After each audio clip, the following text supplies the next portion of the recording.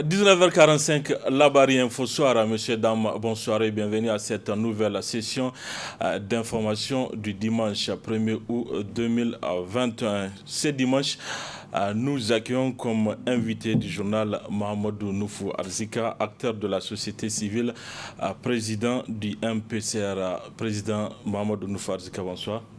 Bonsoir. Soyez le bienvenu sur ce plateau de la télévision Labari. Je rappelle avec vous, il sera question du 31e anniversaire de la conférence nationale souveraine, mais également de la fête de l'indépendance qui sera célébrée le mardi 3 août prochain. Mais avant, suivant ce dossier sur la corruption. Il ne cesse de le dire à chaque occasion, combattre la corruption, l'impunité, l'injustice dans toutes leurs formes au Niger. Le président de la République, Mohamed Bazoum, a réaffirmé cet engagement lors de sa récente visite à Londres en Angleterre. La lutte contre la corruption, une action attendue par les Nigériens. Dossier signé par Hassan Saleh Mustafa. Très farouche et je vais créer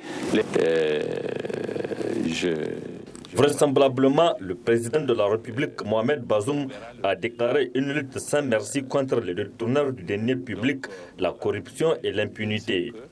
Il l'a dit le 2 avril 2021 à l'occasion de son investiture et il le rappelle à chaque fois quand l'occasion se présente. Les délinquants économiques ne seront pas couverts par qui que ce soit. Le président de la République, Mohamed Bazoum, reste ferme sur cette position.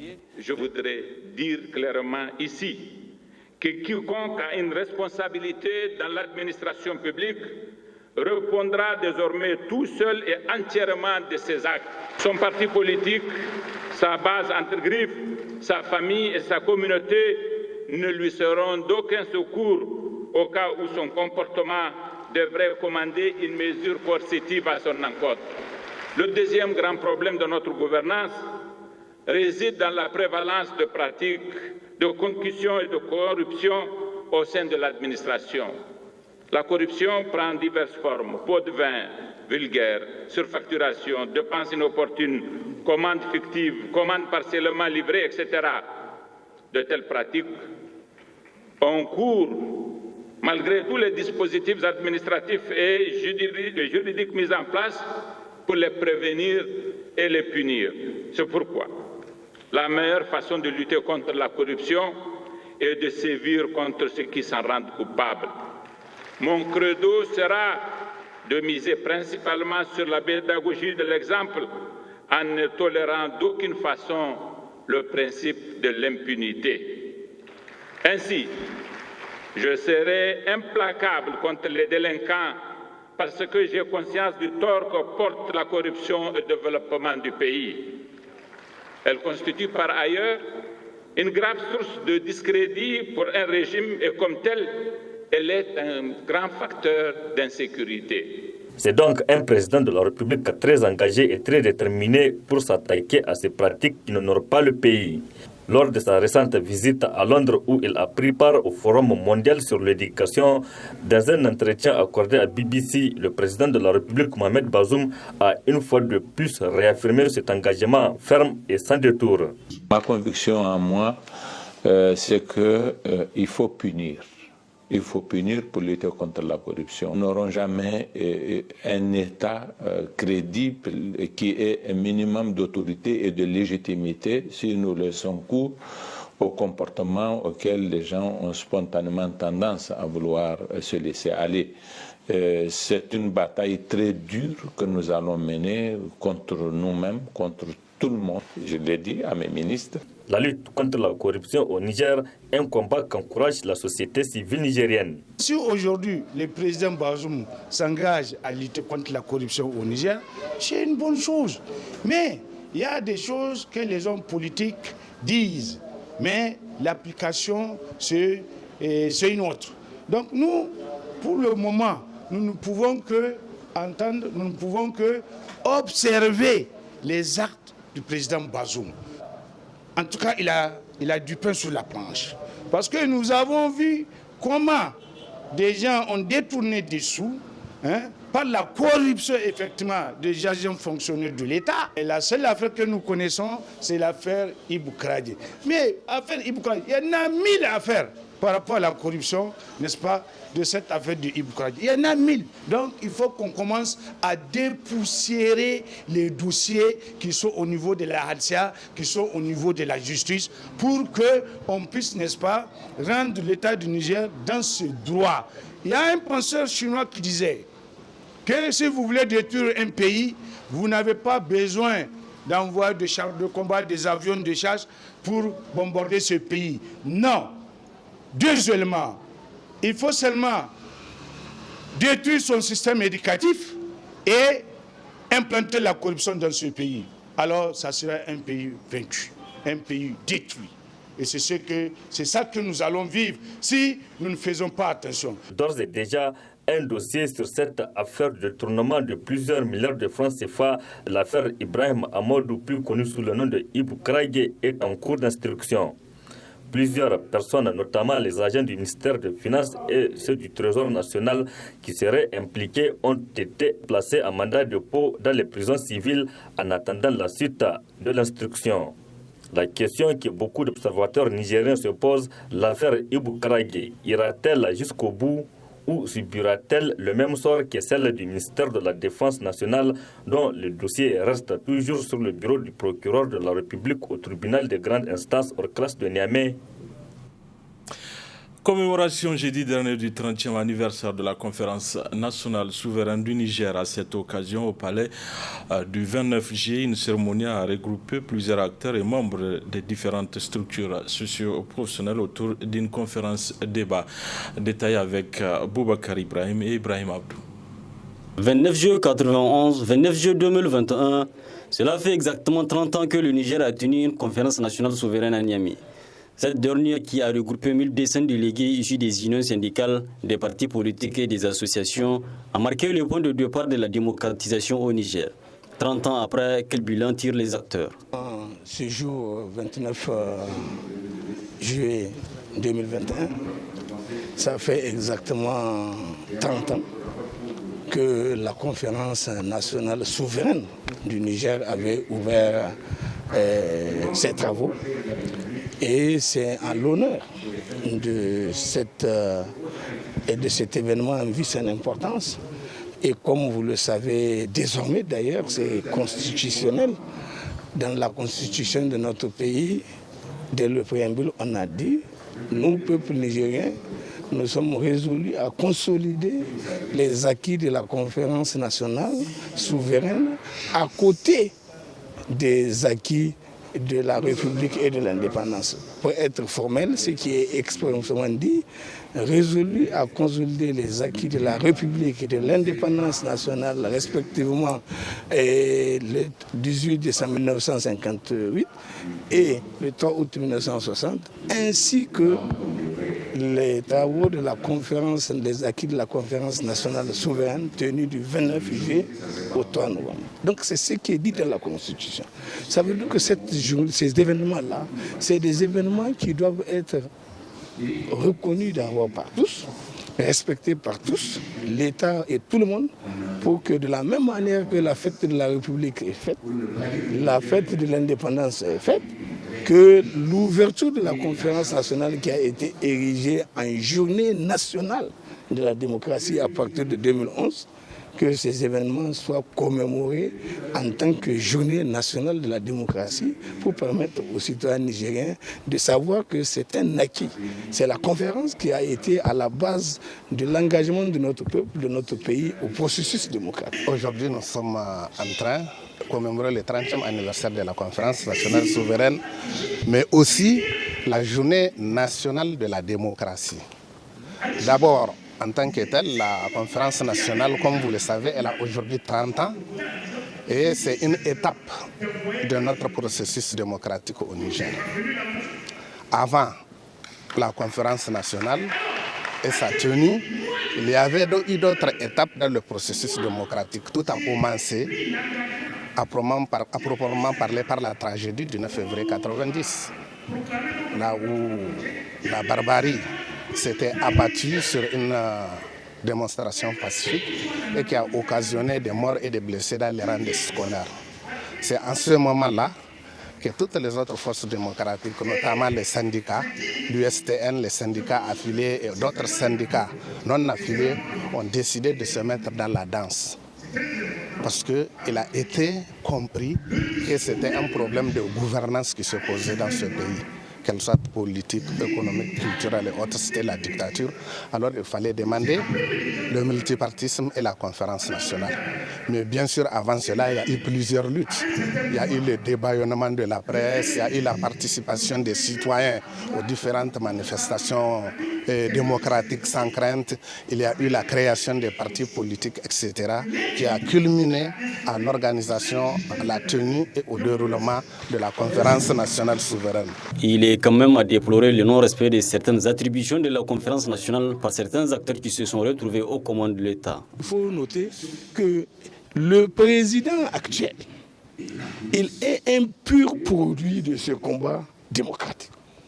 C'est à l'occasion de la conférence nationale qu'il a fini par se révéler à travers ses prises de position qu'il prenait au nom du cadre au nom duquel il était venu à la conférence. Il était délégué de l'USTN à la conférence. Et à ce titre-là, il prenait, avec la couverture de l'USTN, sachant qu'il est couvert par l'USTN, il osait prendre un certain nombre de positions et qui ont fait valoir, je vais dire, sa personne à l'époque. Et les gens étaient en train de demander c'est qui cela. Il en était devenu une sorte de vedette à l'époque. Et maintenant, 30 ans après la conférence, il devient président. Il est souhaitable que l'on sache quelle connexion ou reconnexion il peut y avoir entre ce qui a été dit à la conférence, ce que lui-même a dit à la conférence et ce qu'il est possible de faire aujourd'hui et par rapport à ce qui se passe aujourd'hui. Pour l'histoire, il est important de rappeler que la conférence nationale souveraine est engendrée par une crise sociopolitique nourrie par des regroupements de jeunes et des partis politiques qui réclamaient une nouvelle orientation dans la gestion de l'État. Président, je reviens vers vous. Vous venez de suivre un élément sur la conférence nationale. Aujourd'hui, 30 ans après la conférence nationale, est-ce que, selon vous, on peut dire que les objectifs visés à travers ces assises sont atteints? Je vous remercie. Avant de répondre à votre question, je vous prie de me permettre de saisir l'occasion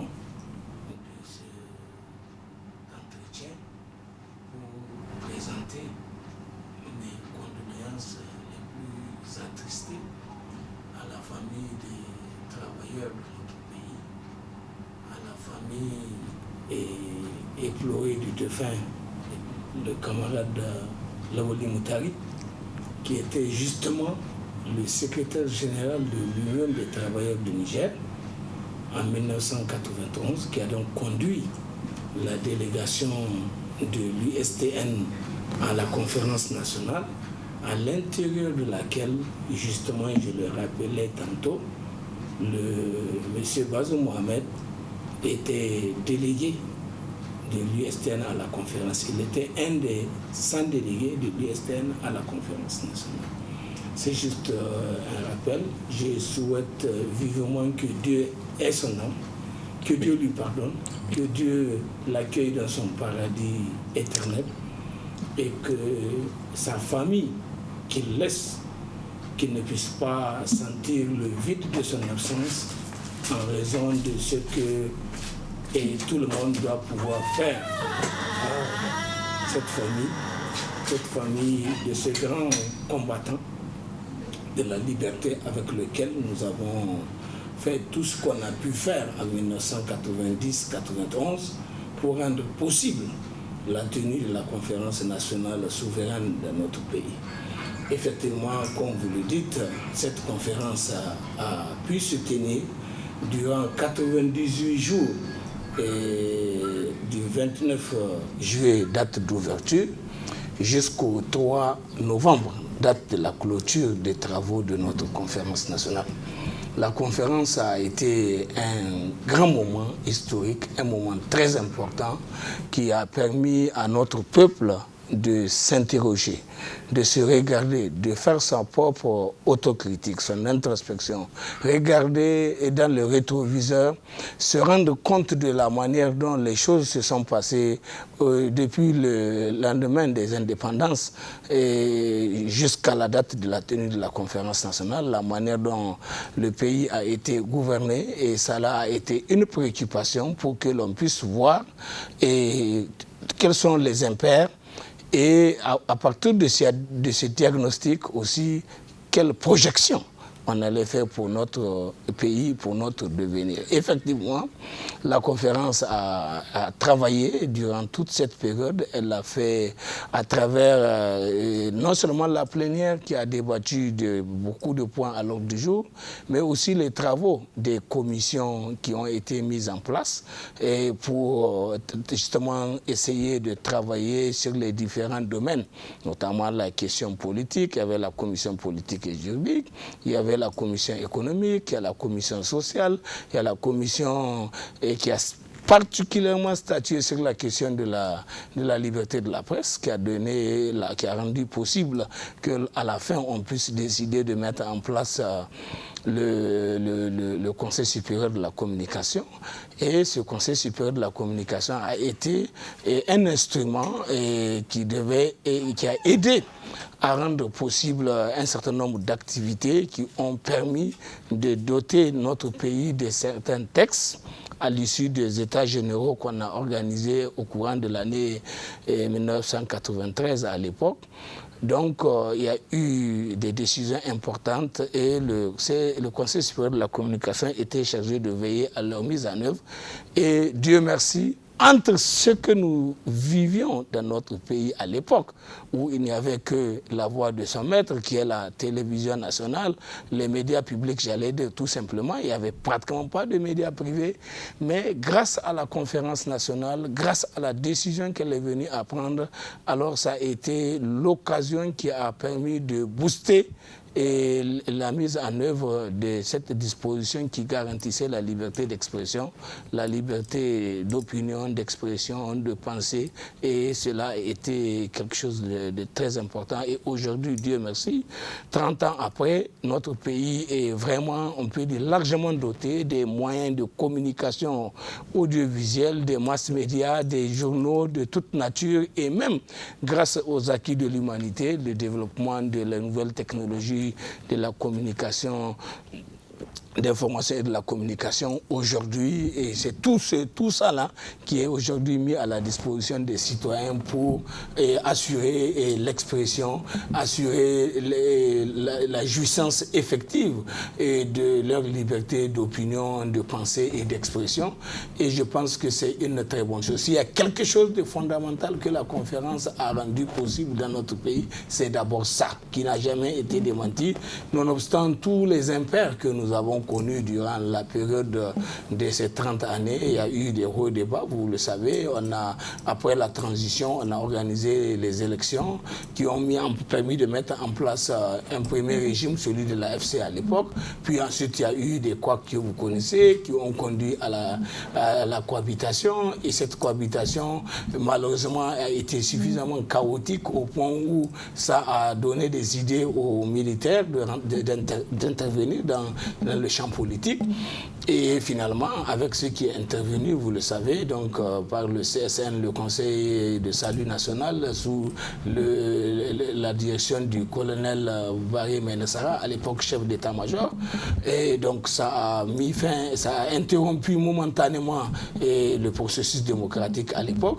Puis rapidement, on est revenu au processus parce qu'il y a eu un forum national qui a été fait, le forum du renouveau démocratique, qui a permis de retravailler un peu les textes que les gens ont voulu accuser délibérément à l'époque, et pour considérer que c'est peut-être la nature du régime et les textes qui ont rendu possible l'incapacité de travailler ensemble à l'époque sous la Troisième République. Et cela a donné lieu à partir du 12 mai, où il y a eu le référendum du 12 mai 1996. Donc on a adopté la Constitution constitution de la 4e République qui a consacré le régime présidentiel à l'époque. Et puis on est revenu donc à la 4e République, au régime constitutionnel normal. Et par la suite, l'incompréhension des uns et des autres a fini par entraîner aussi l'assassinat du général Barré et par ses propres camarades, notamment le commandant Wanké qui était le chef de sa garde qui a été pratiquement l'instrument utilisé par les commanditaires de cet événement-là. Donc ça a donné lieu à ce qu'on a connu. Bon, on a fait les 9 mois de transition sous Wanké, et puis par la suite, on est revenu donc encore à la constitution de la 5e République qui a rendu possible donc le rétablissement de la République à travers donc désormais la nouvelle constitution qui a consacré la 5e République. Et sur la base de cette nouvelle constitution, on a pu procéder à des élections qui ont permis donc de rétablir, j'allais dire, la vie démocratique. Donc le processus démocratique a repris son cours normal et on a fait les 2 mandats du président Tanjar, et au terme duquel il y a eu tout un processus qui a été enclenché, qui a conduit au changement de la constitution de la 5e République pour aller à la 6e République, toute chose qui a connu un certain nombre de tohu-bohu avec la complicité connue de tous des intérêts étrangers. Donc l'interruption est intervenue dans notre pays le 18 février, et cette interruption-là qui est intervenue le 18 février pratiquement en 2010, donc a conduit à une nouvelle transition militaire pour la 3e fois alors. Et puis donc 14 mois après, on a fini par avoir une nouvelle constitution à partir du 25 novembre 2010. Donc le Niger s'est doté de nouveau avec une constitution, la constitution de la 7e République, et sur la base de laquelle on a organisé des élections pour installer les institutions que cette constitution a prévues notamment, et ça a permis donc de faire depuis pratiquement 2011 donc d'avoir installé un nouveau régime démocratique, et donc qui a pu faire les 2 mandats du président Issoufou qui viennent d'être remplacés, j'allais dire, donc il était à la fin de son mandat, et on vient de procéder à des nouvelles élections qui ont donc connu le résultat que nous avons désormais. Donc voilà, donc très rapidement, on peut dire sur les 30 années de la conférence à nos jours, comment notre processus démocratique donc a pu fonctionner avec tout ce qu'il y a eu comme, j'ai dit, interruption. Maintenant, il faut savoir que lorsque nous étions à la conférence nationale, à travers ce qu'il y a dans le contenu de ce document, qui est un document officiel et qui résume l'ensemble des travaux de la conférence, les décisions qui ont été prises par la conférence nationale, tous les actes qui ont été pris, l'ensemble des travaux des commissions en termes de résumé, notes de synthèse, les différentes résolutions qui ont été prises au niveau de la conférence nationale, les recommandations qui en étaient issues sont contenues dans ce document-là et qui a été pratiquement le document. Et c'est justement ce document-là, les décisions qui sont contenues dans ce document, c'est à cela que fait allusion la Constitution de la 7e République lorsqu'elle rappelle que le peuple nigérien est résolu à consolider les acquis de la République et de l'indépendance nationale, respectivement proclamés le 18 décembre, le 18 décembre 1958 et le 3 août 1960, et ainsi que donc les acquis de la conférence nationale souveraine. Et ce qu'on peut retenir comme étant les acquis de la conférence nationale sont contenus dans ce document-là. Et donc, en termes d'acquis, on peut voir les décisions que la conférence a prises au plan politique.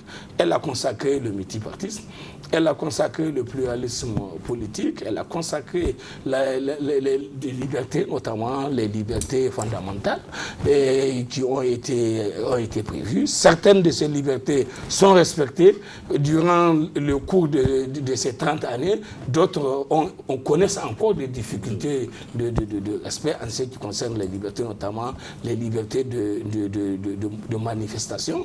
On a particulièrement connu des difficultés très sérieuses durant les derniers régimes de la 7e République. Et là, on a connu, on peut le dire, des difficultés, surtout dans la deuxième partie de la suite, c'est-à-dire au courant du deuxième mandat.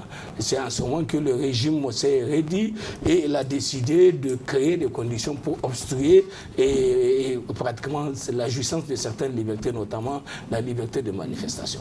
Je rappelle que si nous avons été à la conférence nationale et qu'on a réussi à aller à la conférence nationale et à créer les conditions pour fédérer toutes les énergies et réussir à mobiliser le maximum de gens, c'est justement parce que le régime de la Deuxième République, qui était à son début, n'a pas respecté la Constitution, n'a pas respecté ce que lui-même il a prévu, parce que c'est ce processus-là qui a conduit à la Constitution de la Deuxième République, qui a été votée et soumise à référendum le 24 septembre 1989, et elle est entrée en vigueur à partir du 4 octobre, et les événements qui ont suivi, parce qu'on a mis en place, sur la base de cette Constitution de la Deuxième République, on a mis les institutions, notamment le président de la République, comme c'était un contexte de régime de parti unique, on a mis un président candidat unique avec une liste de députés qui devait servir à mettre en place une assemblée nationale monocolore. Et cette assemblée-là, sur la base de cette constitution, que le processus qu'ils ont mis en place a pu rendre possible de façon définitive, nous avons espéré, nous, à l'époque, que tout naturellement, à partir du moment où la Constitution garantit la liberté d'opinion, d'expression, et la liberté d'association, la liberté de manifestation, de réunion et de cortège, donc il n'y a aucune raison que si nous, étudiants à l'époque, nous envisagions d'organiser des manifestations dans le sens d'aller expliquer à l'opinion publique nationale et internationale et même à la communauté des scolaires et à l'époque, parce qu'il n'y avait aucun autre moyen qu'on avait qui nous était accessible que celui d'utiliser ça. Parce qu'à l'époque, je disais bien, en 1990, il n'y avait pas de journaux. Il n'y a pas de médias privés, il n'y a rien. Donc, il n'y avait qu'un seul moyen qu'on utilisait qui était un moyen un peu... C'est le moyen de tract. Le tract, ce n'est pas formel, ce n'est pas légal. C'est juste le tract qu'on utilisait pour pouvoir faire parler. Mais ce que la Constitution nous garantissait à l'époque, c'était la possibilité d'organiser des manifestations publiques de rue et de faire des réunions, des tentames, faire des meetings et exprimer librement nos opinions, nos pensées. Malheureusement, quand nous avons fait le baptême de feu de la Deuxième République à l'époque, le 9 février 1990, alors le régime a montré qu'il n'a pas quitté son état d'esprit de régime d'exception et ils ont ordonné l'interdiction, pratiquement l'interruption systématique aux étudiants de pouvoir franchir le pont pour venir rejoindre leurs camarades à la place de la concertation et tenir le meeting qui était prévu à l'époque pour partager les informations entre les comités exécutifs et le comité directeur de l'époque et les scolaires pour que chacun prenne connaissance de ce que les rapports entre le gouvernement et la direction du mouvement n'a pas permis de déboucher sur une issue heureuse et donc par conséquent les militants doivent être mis au courant. Et c'était dans ce cadre-là, dans le contexte de cette manifestation pacifique, que le régime a utilisé de la violence pour tirer sur les manifestants et ça a donné justement la mort de 3 de nos camarades tirés par balles réelles et puis bien d'autres blessés que nous avons arrêtés. Et cette situation-là, naturellement, comme elle était comme une surprise pour tout le monde, à partir du moment où nous sommes revenus à la République, nous sommes désormais sous l'empire d'une République, sous l'empire d'un État de droit, parce que la République, la Deuxième République consacrait l'État comme un État de droit. Donc il n'y a aucune raison que le régime ne respecte pas les prescriptions légales et qu'il accepte que les gens puissent jouir de ce que la Constitution les garantit. Et c'est dans cet esprit-là, quand nous avons vu que nonobstant tout ce qui a été fait, le gouvernement a utilisé la violence pour faire, nous avons décidé donc de considérer qu'il faut trouver un moyen de considérer que cette République-là, en fait, à la limite, c'est une sorte en fait, comme on dit, Angolo de Kanzabo, c'est-à-dire qu'en réalité, véritablement, les gens n'ont pas quitté l'esprit de l'état d'exception. Et le régime d'exception, il continue à penser que nous sommes sous l'empire d'un régime d'exception. Voilà pourquoi, quand on était d'ailleurs venu à la conférence, lorsque le président, le général Ali Chebou a été interpellé sur le sujet, il avait donné lui-même le plan de comment ils ont prévu de gérer la situation. L'essentiel, c'est que la fin doit justifier les moyens. C'est qu'il faut empêcher aux scolaires, aux étudiants et les scolaires qui sont à la rive droite de traverser le pont et rejoindre leurs camarades qui devaient se regrouper au niveau de la place de la concertation. Il a expliqué tout ce qu'il avait pu dire à l'époque pour donner des instructions à toutes les différentes forces qui devaient se mobiliser pour le besoin de la cause. Donc, nous avons tous compris qu'à partir du moment où le gouvernement n'a pas respecté lui-même sa propre constitution, mais alors pourquoi, bon Dieu, le peuple va croiser les bras et continuer avec cet esprit du régime de parti unique à l'époque. Et c'est voilà pourquoi la lutte a commencé, les gens se sont mobilisés tous ensemble. À partir du 16 février 1990, il y a eu une grande mobilisation au niveau de la place du rond-point de l'ENA, qui est devenue la place de l'unité des forces démocratiques, et qui a tel que baptisé depuis la conférence nationale. Et ensuite, à partir de là, beaucoup d'actions ont pu être menées jusqu'à ce que le 1er mai 1990, l'USTN soit venu dans son message de la date de revendiquer formellement le multipartisme au Niger. Et après, quand il y a eu les événements malheureux du 7 mai, les événements de Tchintabaraden, donc ça a achevé de convaincre même les plus sceptiques que le régime méritait véritablement d'être poussé à un changement pour qu'on puisse revenir à un ordre qui puisse permettre aux libertés de se vivre véritablement et de façon concrète et réelle. Et c'est à partir de là que ces actions, ces agitations qui émettent par les forces vives de la nation telles qu'on les appelait à l'époque, et donc se sont mobilisés. Et puis par la suite, à partir du 20 juin 1990, il y a eu le sommet de la Bolle qui a été organisé par le président français Mitterrand à l'époque, et à l'occasion duquel il a invité tous les chefs d'État pratiquement africains qui sont sous leur précaré, il les invitait à aller vers la démocratie, et il a annoncé du reste que même là, désormais, ils vont conditionner leur aide budgétaire, leur aide publique au développement, et justement à l'acceptation par les différents pays d'aller à la démocratie. Et ce qui, bien sûr, est devenu comme une sorte de bombe au cœur, et ça a renforcé notre combat. Et finalement, à partir du 15 novembre 1990, le général Ali Chebou, le président de la République de l'époque, a décrété que le multipartisme est désormais autorisé au Niger. Et c'est comme ça qu'à partir de cette date, les partis ont eu l'autorisation de se constituer, de se créer, et tout de suite, évidemment, ceux qui étaient déjà dans leur petit groupe, de leur groupe clandestin ou autres types de regroupements, se sont vite retrouvés pour constituer leurs différents partis politiques et rejoindre sur le terrain de la lutte l'USN et l'USTN qui étaient déjà dans le combat de la revendication démocratique là, avec justement la revendication formelle que l'USN avait adoptée à partir de son conseil général d'août 90, où désormais formellement, au-delà du multipartisme revendiqué par l'USN a demandé la tenue de la conférence nationale souveraine pour permettre la possibilité de faire le point de la situation, faire un regard rétrospectif sur la gouvernance, les modes les actions menées par les uns et les autres, et dégager des perspectives pour une meilleure gouvernance future de notre pays qui doit pouvoir rendre possible la garantie d'une bonne bonne gouvernance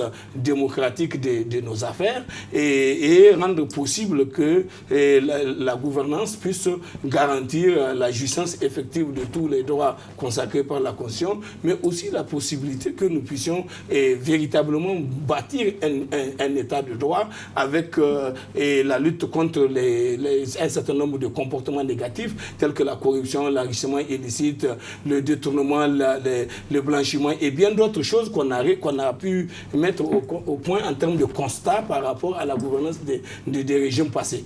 Maintenant, évidemment, 30 ans après, c'est ça que on peut dire.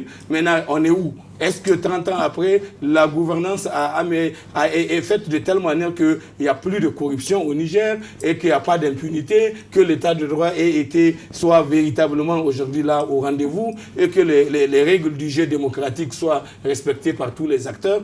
En ce qui me concerne, je considère que c'est non. Parce que je considère qu'il y a aujourd'hui beaucoup de choses qu'on a pu annoncer et la conférence a promis beaucoup de choses, mais malheureusement, les conférence a été trahie. Parce que quand vous lisez ce document et que vous regardez ce que la conférence a pu dire et vous constatez aujourd'hui le comportement des acteurs politiques qui, depuis la transition qui a commencé à partir du 4 novembre 1991, et parce que on a mis en place le gouvernement, la nomination est intervenue le 7 novembre, puis on a présenté le gouvernement le 8 novembre au HCR, et après la caution du HCR, donc le gouvernement a démarré effectivement ses travaux à partir de cette date du 8 novembre 1991.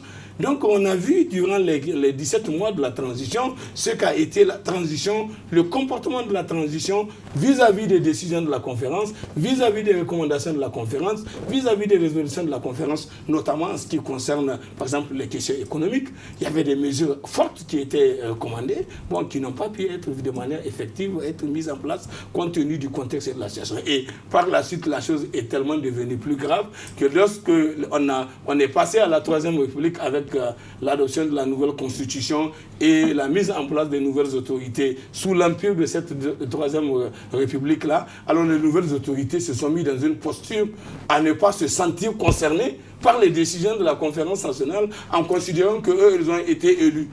Et qu'ils ont été élus sur la base de leur programme et que c'est désormais leur programme qu'ils vont mettre en œuvre et que tout ce qui a été dit à la conférence est considéré comme étant quelque chose qui ne doit concerner que la transition, mais eux, ils ne sont pas véritablement, ils ne se sentent pas concernés. Voilà pourquoi dès l'entame de la gestion de la Troisième République, on s'est retrouvé avec des mesures, particulièrement les mesures d'économie budgétaire provocatrices, qui étaient une forme de remise en cause de la décision de la conférence qui remettait en cause et qui refusait le programme d'ajustement structurel avec toutes les mesures catastrophiques que ce programme-là inspirait à travers tout ce qui a été dit en ce qui concerne les mesures, notamment la privatisation et la liquidation de certaines entreprises, la réduction drastique du budget de certains secteurs sociaux de base tels que l'éducation et la santé, et l'imposition du non-recrutement pratiquement à la fonction publique avec l'institution du concours d'entrée à la fonction publique dans un premier temps,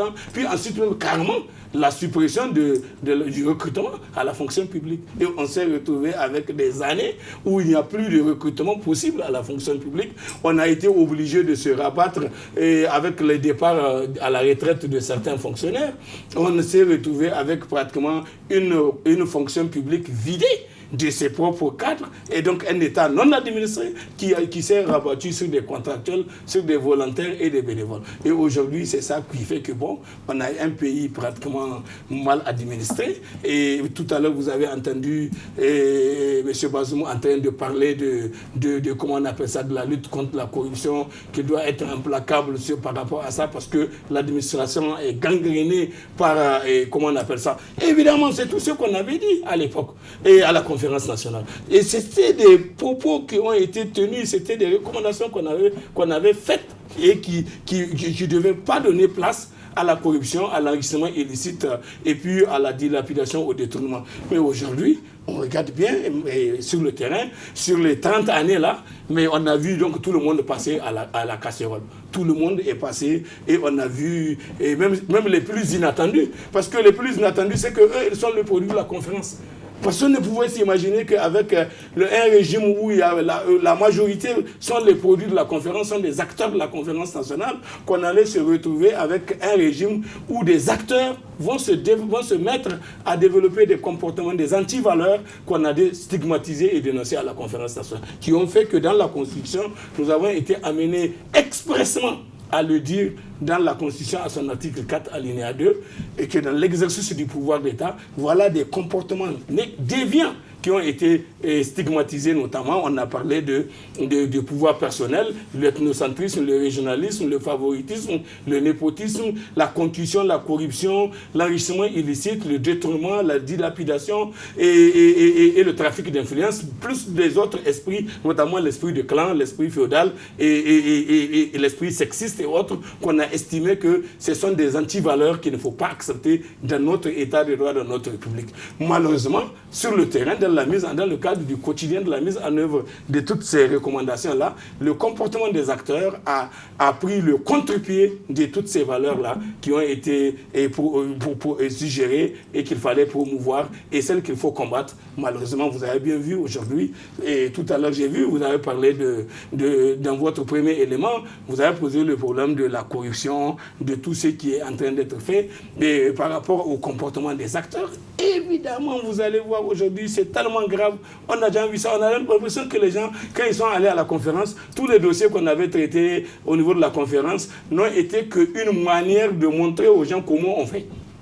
Et que les gens se sont mis à cœur joie, comme si le combat n'était pas un combat de foi et de conviction, mais c'est un combat d'envie. Que les gens, en réalité, ils combattaient, ils stigmatisaient certaines choses parce que ce n'est pas eux, parce qu'ils enviaient la position de ceux qui le faisaient avant, et qu'aujourd'hui, qu'ils ont eu la posture, pour donner l'exemple. Et on a vu que ce n'est pas le cas. Ils se sont même ils ont enfourché les chevaux de ces pratiques-là. Et en pire, parce qu'aujourd'hui, vous avez bien vu le Niger, l'avantage qu'on a eu durant les 2 mandats de Issoufou, de 2010 à 2020, on est passé de 600 milliards de budget à 2600 milliards de budget. Ça veut dire que le budget a cru de 2000 milliards. Et comme il y en a donc eu beaucoup d'argent, les gens se sont mis à cœur joie à se partager ça. Il y a eu beaucoup de choses qui ont été faites en termes de mauvaise gouvernance, en termes de dilapidation. On a fait beaucoup de... Au lieu de les investir pour aider le peuple à se construire, à construire le pays, à améliorer les conditions de vie des populations, c'est quelques individus qui se sont retrouvés dans des postures et des positions qui étaient la leur pour justement s'enrichir aujourd'hui bougrement. Et on ne parle plus d'un enrichissement en centaines de milliers de francs ou en millions, mais c'est en milliards que des individus, parce que je vous suis en train de vous parler de 2000 milliards. C'est quand même 2000 milliards. Le budget est passé de 600 milliards en 2010 à 2600 milliards en 2020. Donc, ça veut dire qu'il y a eu beaucoup d'argent qui sont rentrés dans le pays, et il y a eu beaucoup de choses qui ont été faites pour plusieurs raisons, pour beaucoup de choses que vous connaissez, parce que quand ils sont arrivés, ils l'ont dit, il y a un slogan qu'ils utilisaient en disant « Gouridé de Lokati ».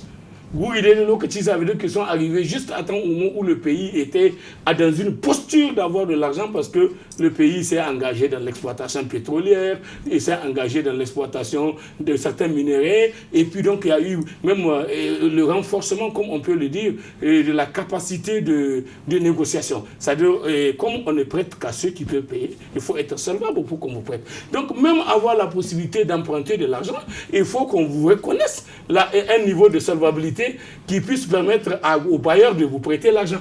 Et donc, ce qui fait que les gens se sont mis justement à aller emprunter même beaucoup d'argent. Vous avez bien vu, là, que ce soit l'argent emprunté avec les banques, et les banques chinoises ou d'autres banques, et ou l'argent qu'on emprunte avec les emprunts obligataires qui sont faits régulièrement pour pouvoir permettre au pays de chaque fois de respirer en prenant des gens. Ce qui fait qu'aujourd'hui, quand vous prenez le service de la dette, le service de la dette est passé pratiquement à un peu moins de 400 milliards.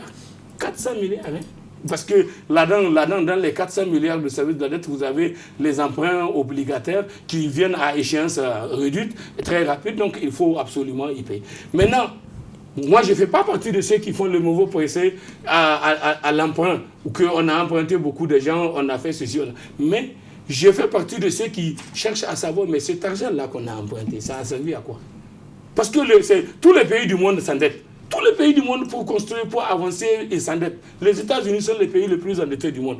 Mais ils n'endettent pas pour venir consommer ou bien pour venir se le partager, que les individus se partagent ça et ils se mettent à cœur joie à piller ces ressources. Quand vous prenez un projet de 10 milliards qui doit servir à faire des choses pour les populations, mais véritablement à la fin du projet, à peine les populations ont eu 1 milliard d'investissements réels. Mais tout le reste, c'est parti dans les poches des individus, avec des faux marchés, beaucoup de choses qui ont pu se faire. Aujourd'hui, ce qui est très grave, ce qu'on avait dit par exemple à la conférence nationale, c'est un cas que je vais vous donner. À la conférence nationale, on s'est plaint de la liquidation de la BDRN. Parce que la BDRN, il y a eu beaucoup de prêts non contrôlés, imprudents qui ont été donnés. On s'est retrouvé avec près de 70 milliards de passifs. Mais aujourd'hui, c'est pire.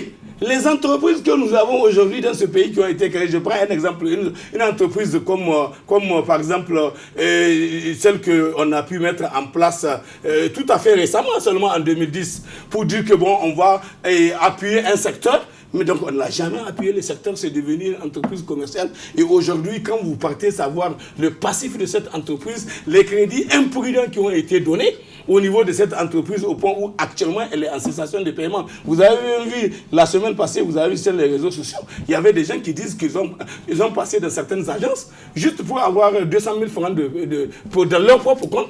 Ils ne peuvent pas avoir 200 000. Et ça, donc, ça nous ramène à la situation de la BDRN, ça nous ramène à la situation des autres. Qu'est-ce que nous avons connu comme Temoko, Adaché et autres, tout ça là, qui sont et qui font que il n'y a pas d'économie qui tienne s'il n'y a pas un moyen stratégique de mobilisation de l'épargne. Et cela sur la base de la confiance. Et que c'est lorsqu'on peut mobiliser l'épargne qu'on peut avoir de quoi financer l'économie, financer et faire des investissements. Et donc avoir la possibilité de faire des crédits à l'économie, mais des crédits responsables, pas des crédits farfelus où on donne des crédits à des individus qui n'ont aucune garantie, qui ne peuvent rien justifier pour qu'on les donne ça. Vous allez voir, monsieur Nassirou, un monsieur qui va aller amener, il va faire une domiciliation d'un faux bon de commande. Et sur la base de ça, il prend de l'argent dans une banque. 100 millions, 200 millions, 300 millions, 1 milliard. Mais c'est ahurissant quand vous voyez ça. Aujourd'hui, moi, ce qui fait que j'en parle, c'est parce que j'ai pitié des travailleurs de ces entreprises-là. Parce que les jeunes qui sont là, qui travaillent dans ces entreprises, aujourd'hui, leur vie est exposée parce qu'ils coulent à banqueroute. Objectif. Et donc, par conséquent, leurs emplois, ils vont perdre leurs emplois. Et quand vous sortez d'une entreprise en banqueroute, quand vous cherchez un emploi, vous allez dire quoi en termes de CV? Vous ne pouvez même pas dire que vous avez travaillé dans ce genre d'entreprise au risque de que ça soit qu'on craint que vous soyez là pour venir phagocyter négativement les autres entreprises dans lesquelles vous allez être. Donc, c'est pour vous dire la situation est vraiment préoccupante. Et c'est pour ça que je fonde l'espoir que ce que j'ai entendu et M. Bazoum tout à l'heure répéter et à satiété, il le dit, que véritablement il va tenir et il sera capable de faire en sorte qu'il puisse tenir parole par rapport au même... Parce qu'aujourd'hui, s'il y a des gens qui ont fait tout ça, ce sont ses camarades, ce sont ses amis. Ce sont ces gens, les gens de son parti, vous avez vu il n'y a pas longtemps, d'ailleurs, comme ils ont senti que les gens apportent le soutien à cette démarche, alors comme ils savent que ça risque de tomber sur eux, alors vous avez bien vu, ils se sont mis à faire une déclaration dans laquelle ils cherchent à dire aux gens qu'ils ne sont pas d'accord et que lui-même on lui fait mise en garde. Il ne faut pas qu'il accepte d'écouter les gens qui sont en train, comme ils disent, de l'encenser et de le prendre pour un ange.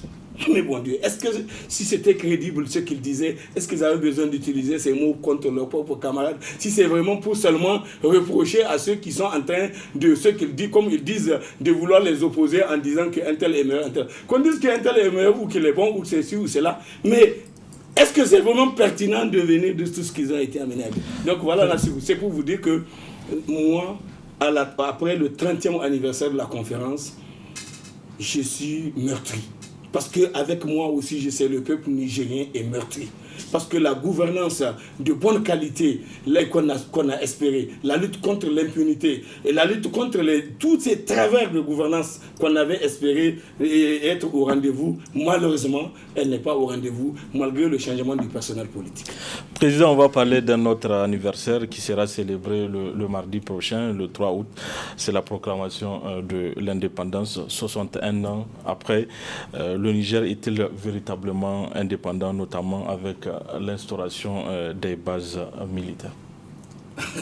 Bon, ça encore, vous voyez, vous-même vous le dites. Donc, on est sur le chemin. On cherche la voie. On est en train de travailler à ça. Je pense que c'est ce qu'il faut simplement dire. Mais on est loin d'être un pays indépendant. Un pays où on peut décider de venir installer des bases militaires sans votre propre autorisation. Je vous ai dit comment les gens là sont arrivés en 2013. Quand la France a décidé de venir pour intervenir au Mali, elle est venue seulement. Si au Mali, ils ont écrit pour demander de venir, comme ils disent que c'est eux qui ont écrit pour dire qu'ils ont besoin qu'on les soutienne, mais est-ce que le Niger a écrit pour demander de venir pour occuper son tarmac et installer tout ce qu'ils ont pu installer? Non, pas du tout. Ils ont estimé qu'ils pouvaient le faire parce que c'est comme si le Niger est un département d'outre-mer. C'est arrivé, il y a eu beaucoup de concubinage qui a pu être observé parce que je rappelle encore, j'ai assisté à une cérémonie au niveau du palais au Grand Hôtel auquel le gouvernement faisait le bilan de son truc. Il y avait une question comme ça qui a été posée à l'époque au ministre des Affaires étrangères, qui était M. Bazoum à l'époque, et on lui a dit qu'est-ce qui est arrivé. Lui-même a dit voilà dans quelles circonstances les gens là sont arrivés. Il n'y a jamais eu une demande d'autorisation pour que eux, en tant que gouvernement, soumettent la question à l'Assemblée nationale, que l'Assemblée nationale, en tant que représentation nationale, représentation du peuple, autorise qu'une base militaire d'un autre pays s'installe chez nous. De la même manière que pour envoyer nos militaires à l'extérieur du pays, il faut l'autorisation de l'Assemblée. De la même manière, si un autre pays doit faire venir ses forces armées dans ce notre pays, on doit demander l'autorisation à l'Assemblée nationale. Ça doit être quelque chose de... Mais ça n'a pas été parce que les gens ont posé le problème de l'urgence. On a mis ça sur le dos de l'urgence. Il y avait quelle urgence à ça? Mais ils l'ont fait quand même. Et c'est depuis là que la situation s'est aggravée davantage parce que ce qui nous a choqués et qui continue de nous choquer, c'est que ces gens-là, quand ils sont venus s'installer chez nous, s'ils sont venus réellement pour nous appuyer, nous soutenir, mais ils ne peuvent pas être là en train de développer des initiatives parallèles sans que nous, on ne soit au courant de ce qu'ils font. Ici, aujourd'hui, au Niger, je ne parle même pas du Mali. Si le Mali, ils avaient leur problème, mais nous, Niger, à l'époque, on avait quel problème? Pour que les gens viennent s'installer chez nous, traverser notre pays, aller où ils veulent avec des armes, sans que nous ayons la possibilité de leur poser des questions, vous allez où? Et qu'est-ce que vous allez faire? Et qu'est-ce qui se passe? Et que nous ayons la possibilité d'aller aussi regarder leur site d'installation, savoir exactement qu'est-ce qui se passe. Ça n'a jamais été. Un jour, ils ont organisé une invitation où ils ont demandé à la société civile de venir pour qu'ils nous montrent à peu près les positions de trucs.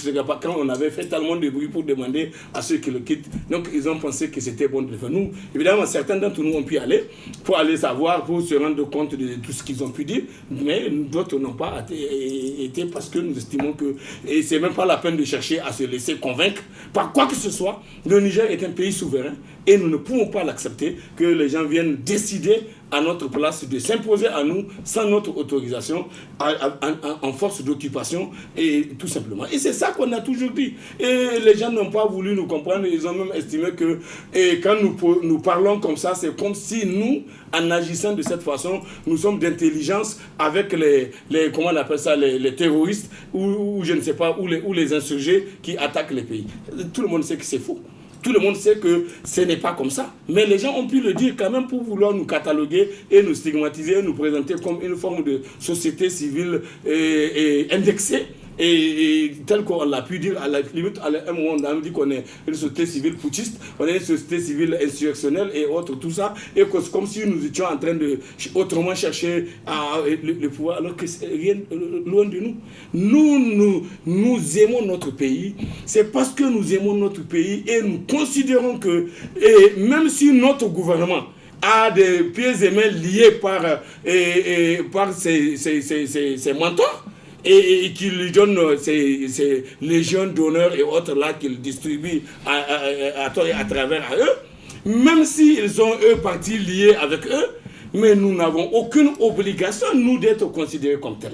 Et que par conséquent, nous, si on voit que notre gouvernement est lié, mais notre rôle, c'est, en tant que société civile, c'est de sortir pour dire on n'est pas d'accord et on dénonce. Et que ça puisse être une sorte de porte de sortie pour lui. Avant-hier, tout le monde a dit, il était content quand on a entendu M. Bazoum dire, comment on appelle ça, en Allemagne, quand il a été, qu'en fait, véritablement, on n'a pas besoin de troupes au sol.